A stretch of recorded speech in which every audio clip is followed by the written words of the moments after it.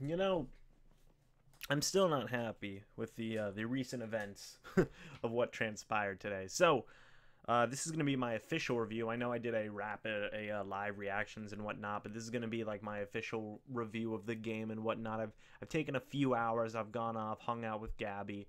We did some homework. We watched some other more football. We watched the Saints and the Rams and whatnot. We ate some wings. Okay, I ate a lot of wings. It felt good. Hello again, David. Hello, AWF. Welcome, my friends. Jordan, hello. Tough loss, still hurting. LMAO. Oh, I am. I'm still hurting. I'm still hurting. So I want to talk about this real quick, okay? So, first things first, get the first thing out of the way. The Buccaneers lost 42-28. That was something that happened today. It was a typical game for the Bucs this year. You know, it's exactly the way games have been going for the Bucs this year. At least the Magic and the Lightning one. There you go. Blake Martinez tore his ACL. Who's Blake Martinez? Oh, that's too bad. I hope he feels better. We need to heavily invest in our O-line. Okay, so like I said, the Buccaneers lost to the Panthers 42-28. And same as last week, same as the week, literally same as what has been happening since week one. This team comes out in the first half flat. Absolutely flat. It hasn't been good.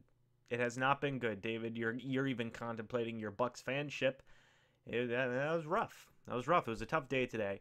My confidence is, not wavered in any way. I'm still gonna love this team with all of my heart and soul. But this was a suckish loss.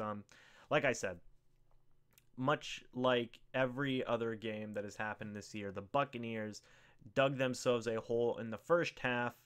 And Fitzpatrick came out in the first quarter and did not look good. He did not look good. He threw an interception early on. He was missing a lot of hits, or he was missing a lot of throws. It wasn't good. They were covering Mike Evans very well. They were covering Deshaun Jackson very well, regardless of what he says on social media. I mean, he went out on Twitter and said he's very open, which I'm sure I'll get to that in a little bit. But after that first quarter and the terrible, we just didn't do anything in the first quarter. You guys watched the game with me. We did absolutely nothing. It was atrocious. And then the second quarter happened. Things got a little bit better. Fitzpatrick got into a little bit of a groove. He hit O.J. Howard for a touchdown, which I thought was nice. O.J. Howard and Adam Humphries had very good games, all things considered. Chris Godwin, Deshaun Jackson, and Mike Evans, more so Evans and Jackson, they were basically taken out of the offensive game plan for this one, as was Peyton Barber, who would go down later on with an injury. The blocking wasn't good throughout the entire game. Caleb Benenoch had a rough game. Jaquiz Rogers had a really rough game as a pass blocking running back. I think in this offseason, we really, really need to invest in a backup running back who can pass block. I think that's huge. That would be the first thing I would ask some of these free agent running backs if what they can do is if they can pass block, because that's been shown to be a very big problem for this team right now, is that we really have a tough time protecting. And it showed a lot. The Panthers blitzed a lot in the first half and in the second half, and Fitzpatrick was getting absolutely destroyed. Absolutely destroyed. It wasn't a good time for him. The running game was rough as well. Peyton Barber only broke off one really big run, which was tough. But all things considered, they need to invest in more protection. And Giovanni, oh my gosh, I haven't seen you in like months, man. Where have you been? Jeez, start coming back to these live streams, Giovanni. We miss you here. But anyway, back to what I was saying. They need to invest in a little bit more, specifically at the right guard position, and specifically as a pass blocking running back. That's huge to me. That I think is huge to me. I think that Dodson, whatever time he has left, I think he's going to retire a Buck, honestly. If he retires at the end of this season, so be it. If not, okay, we can still have him for a year and be fine. I think that Jensen does a decent job. Ali Marpet, I still think, does a decent job. And I think Donovan Smith, all things considered, he could be worse. Benenoch's the weakest link of this offensive line, which it hasn't been fun. It hasn't been fun. I don't know why. Evan Smith obviously wasn't available for this game. He was injured. I know that a lot of people want Alex Kappa in as well. I do too. But I think it also speaks volumes as to I think it also speaks volumes as to maybe the coaching staff just doesn't trust him, considering the fact that there has been such poor play at the right guard position, and he's still not active and he's still not playing. So I think that definitely needs a little bit more work done. Justin Pawlowski said on Twitter that this team has not, they refuse to address and establish a running game. I agree with that, but I also kind of understand that this is a passing team, and we're going to keep on passing as long as we keep on getting down in the first half. And the offense doesn't help, and the defense certainly didn't help. Ryan Fitzpatrick did throw one interception in the first half, but aside from that, this Carolina offense was all over the Bucs defense in the first half. They were using what I like to call a borderline college style offense. A lot of motioning, a lot of read option, a lot of sweeps and wide receiver, running plays, and it worked. That was the worst part. It worked. All that trickery and whatnot, all that stupid motioning and whatnot, it all worked pretty darn well. Greg Olsen had himself a great game. He had a really nice one-handed touchdown grab. Cam Newton was Cam Newton. He's big, he's smart, he's athletic, and the Bucs linebackers had a lot of trouble with him. They were having a rough time. Specifically, Devontae Bond and Adarius Taylor were having a really rough time keeping up with him. And they also had a really rough time keeping up with Christian McCaffrey. Those three players killed us. And I said in my preview, I said the Buccaneers need to contain these three. They did not do it under any circumstances in the first half. In the second half, that was an entirely different situation. But it's been the story of this Bucs team. They come out in the first half and they're really bad, both on a little bit on the offensive side of the ball and majorly on the defensive side of the ball. And we can't keep on playing games like that. Otherwise, we're going to have a lot of changes being made at the end of the season, because we can't keep on digging these big holes for ourselves and then having to dig ourselves out of it with the these really nice second halves. It's been the story of Dirk Cutter's career, not just in games but in seasons as well. He always comes, the 3 years that Dirk Cutter's been here, he's never had a winning record after the first half of the season. That's a little concerning to me. David, watch me, okay? Just watch me. It's better. Wink, wink, nudge. I don't mean that, but watch me. Why not? You're a lawyer. You're a moderator. I made you a moderator, David.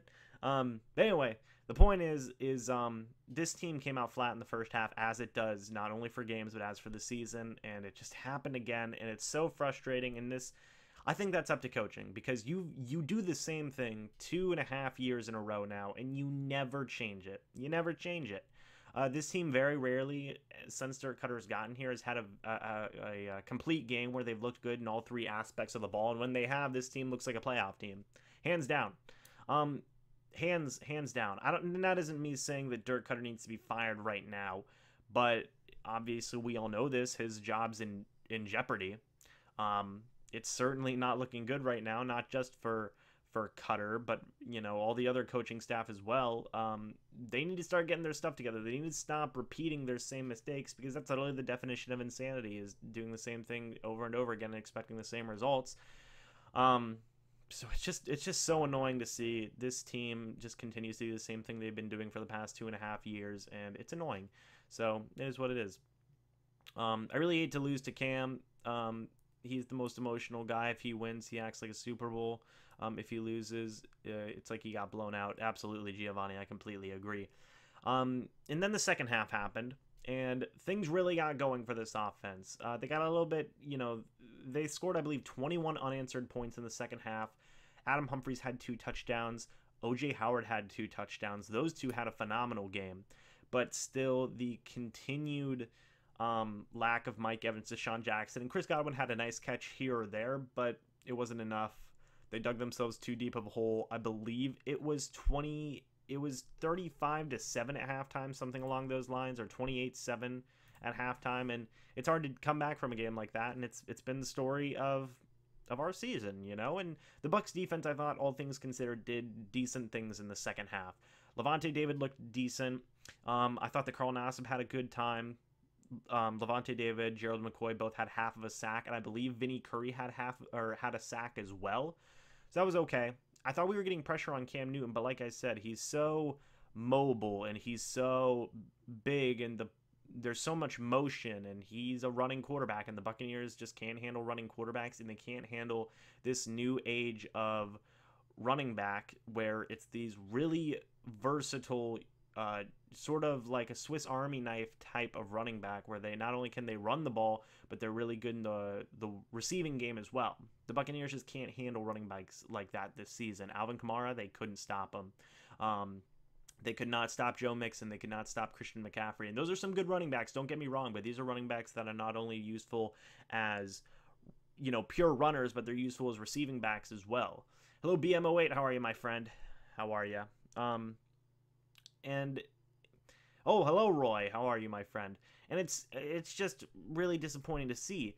Another positive I thought on this Bucs defense, specifically throughout the entirety of the game, was Carlton Davis. I know a lot of people are going to criticize Carlton Davis in this game, and they're going to say he didn't have that good of a game when he was getting beat on one-on-ones and whatnot versus guys like, oh, good night, Bucs fan. Have a good night, man.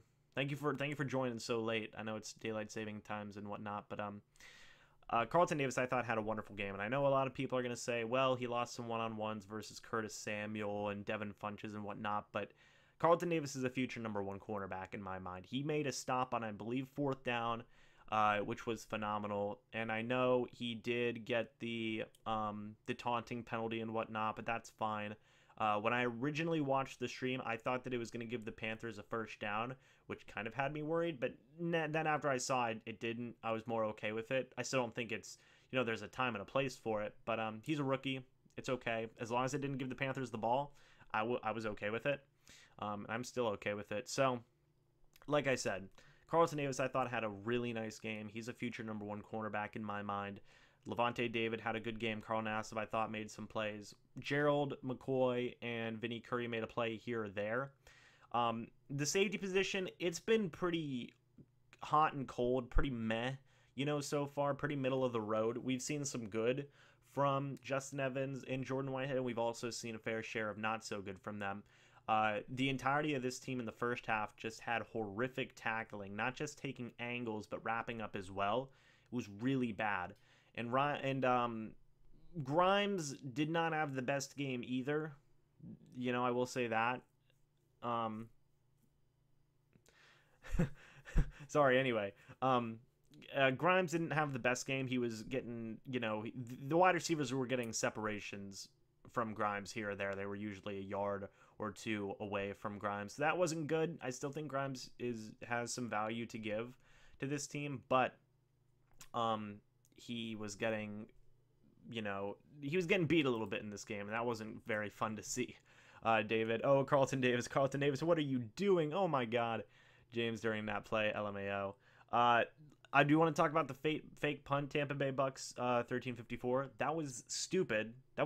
You're running a fake punt at your own 25, and I get it. You can't trust your defense. Dirk Cutter even came out on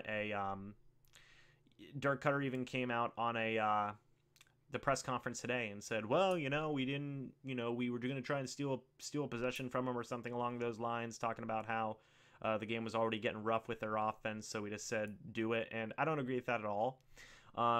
I wouldn't have ran a fake punt at our own 25, because then you're just letting the floodgates go, and that's too desperate of a move for me. That's just too desperate. That was just, it looked stupid. You look stupid, and Dirk even said, he's like, oh, well, you look stupid whenever you don't do it, and then you look like a genius when you do it. I don't know, man. That was kind of one of those plays where stupid if you do, stupid if you make it, stupid if you don't make it. That's just me. I'm sure people think differently about that, but that is what it is. My volume's been low lately. Let me turn that up. Is that a little bit better? I think that's a little bit better. Let's hope that's a little bit better. Maybe it's, Anthony, maybe it's too loud. You have to let me know. You're my audio guy, Anthony Davis, and you're also the star of the Pelicans, so I appreciate that. I'm just trying to see real quick. Fire Dirk ASAP. I hate all these reports of making Winston seem like he's a horrible QB, but it's really not just him. The O-line can't block, which leads to picks. One thing I do want to say is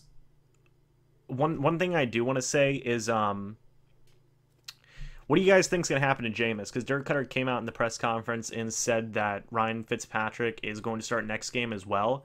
And I know a lot of you guys were, talking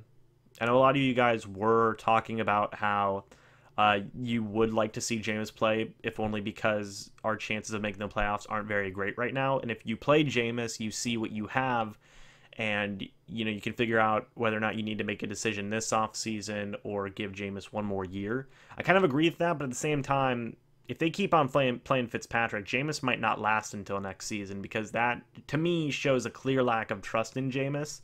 So if he doesn't play, I don't know what's going to happen this offseason with Jameis, because that just means they've lost all trust in him. Even because imagine if they're 3-7 and they still don't play Jameis. That's bad. That's really bad. I think that everybody's okay with it now, maybe for one more week. But if they drop to 3-6, then yes, I think we should see Jameis. If anything, if just for the future's sake, possibly. A head coach that doesn't trust his defense, that's great motivation for our young talent. Dirk is truly the GOAT, indeed. By the way, guys, remember how I kept on telling you Dirk doesn't trust Jameis in his turnover-prone offense with no run game? Yeah, it's true. It's true. Let James grow and upgrade the defense. By the way, you know how I was telling you guys how I couldn't show you any bit of the game because I was scared of getting a copyright strike? Well, remember that one? There was one part of the live stream when I had to go to the bathroom, and I put my webcam down, and it was showing the monitor. I checked. It was for less than 1 minute. It was less than 1 minute, and guess what happened? I got a copyright strike, or a copyright thing, or whatever. So there you go. They got me anyway. They always get me. I can never win with the NFL. They always get me. But anyway, back to what I was talking about. So, if we end up in a situation where we are 3-7 or 3-8, we're still not playing Jameis, I don't think Jameis's chances of being around next season drop significantly. They drop significantly because, that just shows clear lack of trust, not only with Dirk Cutter, but with the entire organization. It would go all the way up to the owners, because at that point, nobody's telling Dirk Cutter to put in Jameis. Jason Light, the Glaziers, they all agree that Jameis probably isn't the future. Or Dirk Cutter knows that he's just going to get fired and he's just going to do whatever he wants. But the NFL's wheel of discipline strikes again. I think I'm going to get a fine, guys. I think I'm going to get hit up with a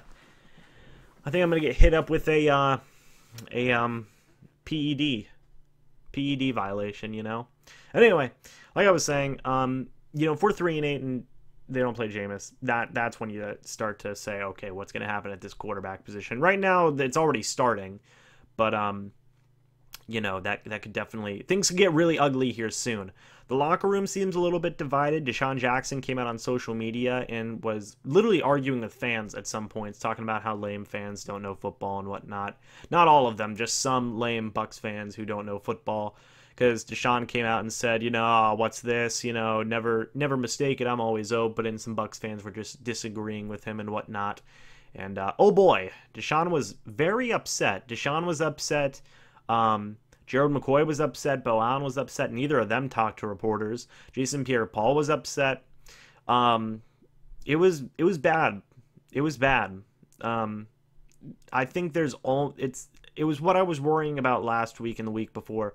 There's starting to become a clear divide in this locker room, and that's when things are going bad. I'm worried about there being a divide. So, it is something to worry about. Is this locker room getting a little bit divided? Because some guys like Winston, some guys like Fitzpatrick, and Dirk let that happen, and that was really unfortunate. And he seems to almost be losing control of this locker room. I mean, it's just not good. It's just not good. But, it is what it is. Next thing you know, James is going to be suspended for the next 3 games and Piggo dominates. So we got a James/Pig controversy. LMAO, this is gold. I agree with that. Beckwith was missed. This just goes to show that we need Quan and Beckwith back so badly. We need to pay Quan whatever money he wants, and Beckwith needs to come back fully healthy. He did practice this week, and I expect him, me personally, I'm not an expert here, but I expect him to go next week. So, you know. Deshaun said he can't deal with James because he turns the ball over like Jay Cutler. Did Jay Cutler and Deshaun ever play together? I don't think they did. Or it's a bad organization. I hate seeing Evan's face. He looks so disappointed. He's going to be here for a while, so he's got to deal with it. But everybody's mad in the locker room every year, SMH lol. Yeah, I mean, you know, it is what it is. It is what it is. It's unfortunate. What's Donovan Smith's contract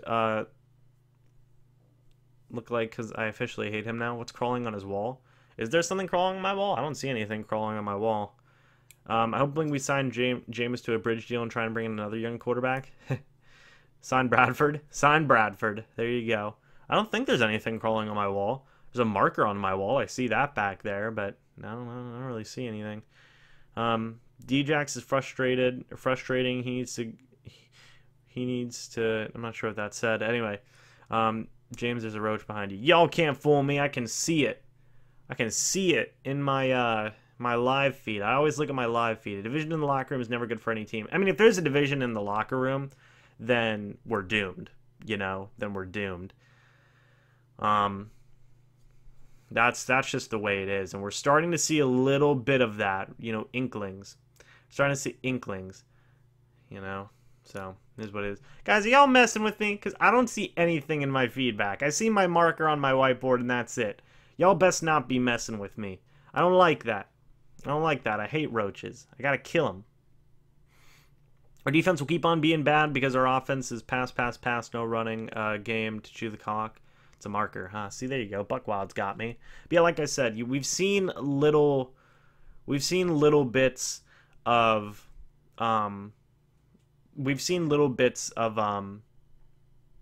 what am I talking about here? We've seen little bits of like locker room divide and whatnot, and possible division in the locker room. If that happens, then we are going to be in for a long season, and I really hope that's not the case. But looking slightly forward ahead to next week versus the Redskins. The Redskins are a good team. They're 5-3. We're going to be 3-5. Fitz is going to start again, which is fine. You know, I'm okay with that. Hopefully we just come out and start playing better. That's all I can say. I mean, what more is there to say? You know, I mean, I've said it all year. But we just keep on doing the same things every week. I talk about ways to correct these problems, and the Bucs just don't do it, and that's on coaching at the end of the day. So I don't know what's going to happen with the head coach. I don't know what's going to happen with Jameis. Who knows? Who really knows? It should be interesting to see, though. But this has been a frustrating year so far because it's so funny. Djax wanted to trade. He did want to trade. What I think is interesting is that this team could easily only have won one game so far this year because we keep on having to play from behind and win. You know, I think we definitively won the Eagles game. But the Saints game we almost lost. Browns game we almost lost. And then obviously we lost the other games that we played in. This team is very close to just having an abysmal record, you know, from an record to a terrible record.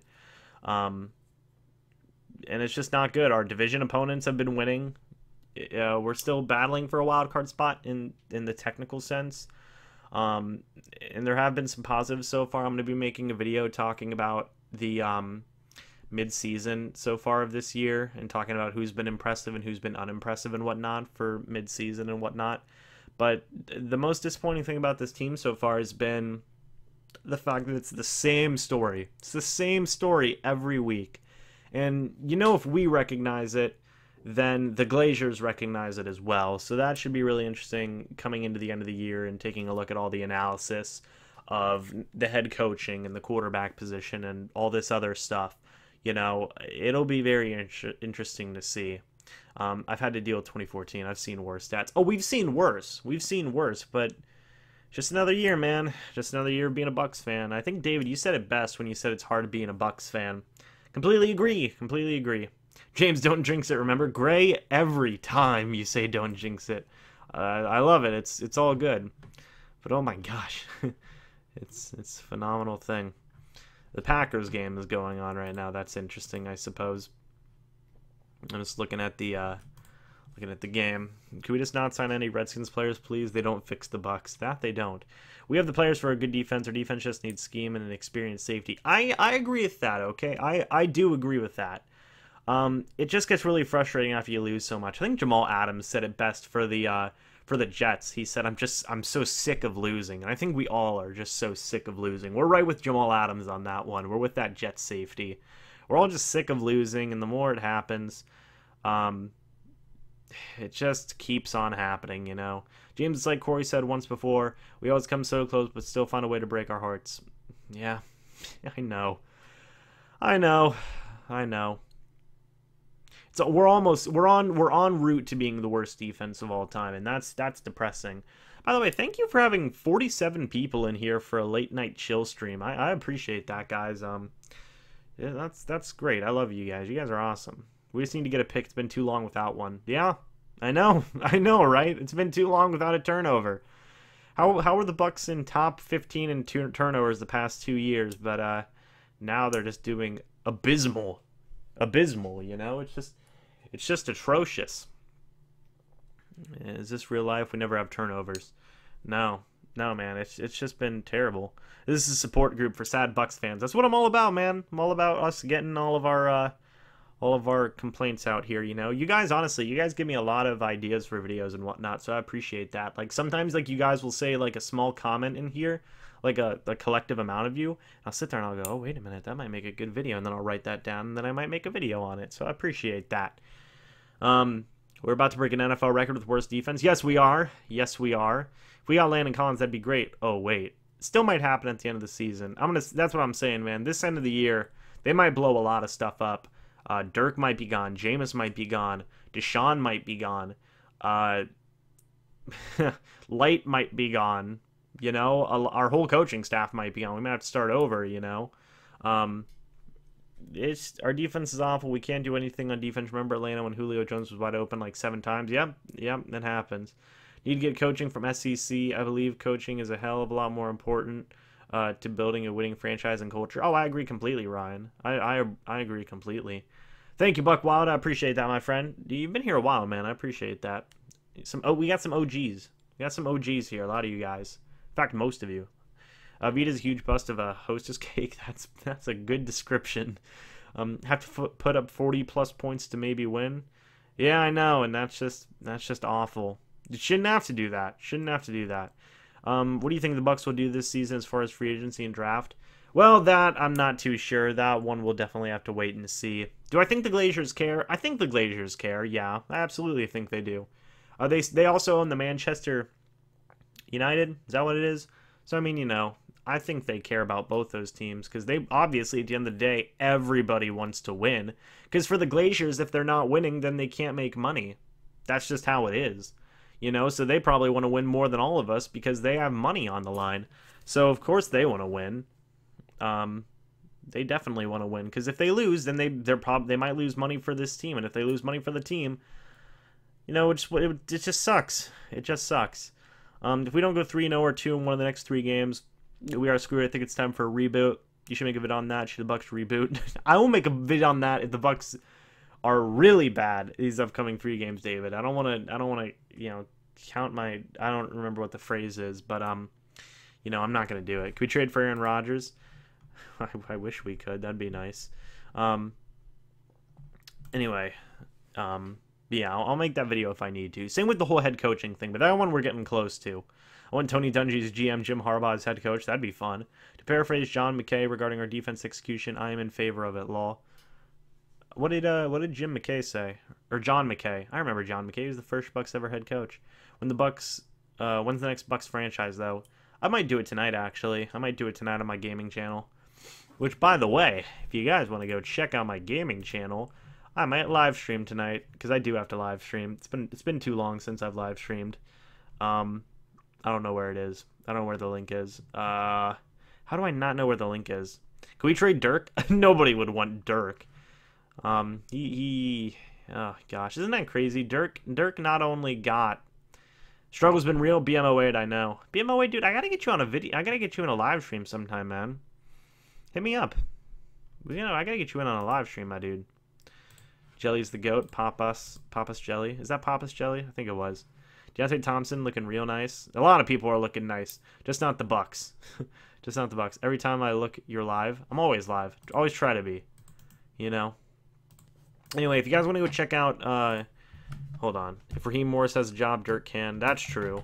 If you guys want to check out this gaming channel, I'm going to live stream tonight, probably. I'll probably live stream in a little bit. Trade 2019 first, 2020 first for Sean McVay. Oh my gosh, I'd love that. Might as well tank, bro. I know. Lovey or Dirk? Ooh. Tough call. Neither. Neither. Just kidding. I don't know. Maybe Lovey. No.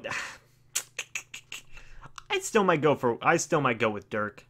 I still might go with Dirk. I don't know. I think Dirk's just a little bit edgier than Lovey. You know, but not by much, but just a little bit. But anyway, guys, I'm going to go ahead and end off the live stream here. Let me go ahead and read a couple more comments here. What game am I going to be playing, Keith? I'm going to be playing some Madden, specifically a Buccaneers franchise. That should be fun. That should be fun indeed. We need a defensive style head coach. Defense wins championships, man. Why not? I mean, besides, we had a defensive coach with Lovie Smith, but why not just switch back to a defensive coach? You know, why not? McKay was the first Bucs coach, and when he was asked about his team's execution on offense, that was what he said. He said they were that bad. There you go. There you go. Remember Shiano and Dom left a huge mess in Tampa that set the team back 2 to 3 years? Oh, I remember that. I remember that. What's my PSN? I'll say it in the other live stream right now. Savage. I actually can't remember off the top of my head. Derek Brooks for GM. Jim Harbaugh, #1 ranked defense in NCAA. That's true. You linked your own channel. Oh, I linked my own channel? Did I? No, I didn't. I could have swore that was my gaming channel. Is that not the gaming channel? Hold on. No. That's totally the gaming channel. Yeah. Okay, that's totally the gaming channel. Alright, there we go. Just real quick, gonna post that gaming channel. I don't know if we should keep Duffner right now, David. I don't know if we should keep Duffner right now. It's not looking good for him. But anyway, I'm gonna go hop on the gaming channel and live stream some Madden. If you guys want to go check that out, come hop on. And we will hang out and play some Madden together and talk about some Bucs football. So, yeah, thank you guys so much for watching this live stream. I'll see you on PlayStation for the gaming live stream. That'll probably be like a game or two. We'll have to wait and see. But, yeah, guys, thank you so much for watching. Hope you all enjoyed. This is my official review. And, as always, I'll see you in the next video, or the next live stream should be coming up very soon. But until then, and as always, goodbye for now, and go Bucs.